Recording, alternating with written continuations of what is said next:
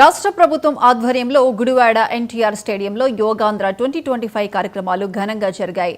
సందడి వాతావరణంలో జరిగిన యోగాంధ్ర కార్యక్రమంలో 5,000 మందికి పైగా ప్రజలు పాల్గొని యోగాసనాలు వేశారు.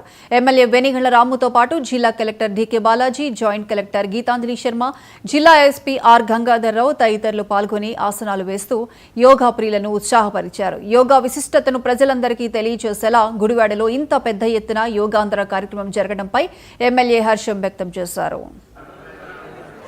మనకి వర్కౌట్ చేసుకోము, అలాగే ఏ రకమైన శరీరాన్ని కష్టపడకుండా చూసుకునే టైంలో కొద్దిపాటి టైము మన శరీరానికి ఇవ్వాల్సిన పరిస్థితి ఉంది.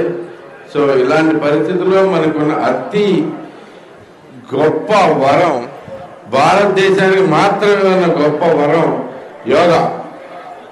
మీకందరికీ తెలిసిందే, యోగా మనది ప్రాచీనమైనది, అత్యంత important part of our life.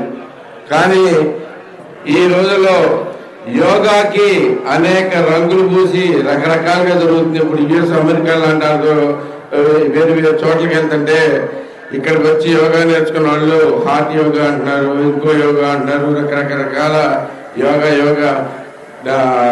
వేరు వేరు రకాలుగా తీసుకొచ్చేసి యోగా స్వచ్ఛతని పాడు చేస్తా ఉన్నారు.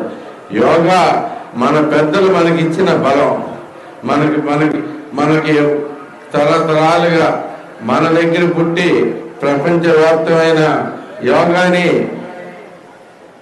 మన ప్రధాని నరేంద్ర మోడీ గారు మళ్ళీ ప్రాచుర్యంలో తెచ్చేలాగా ఈ యోగాంధ్ర కానీ రకరకాల యోగా కార్యక్రమాలు నిర్వహిస్తూ ఉన్నారు. మనకి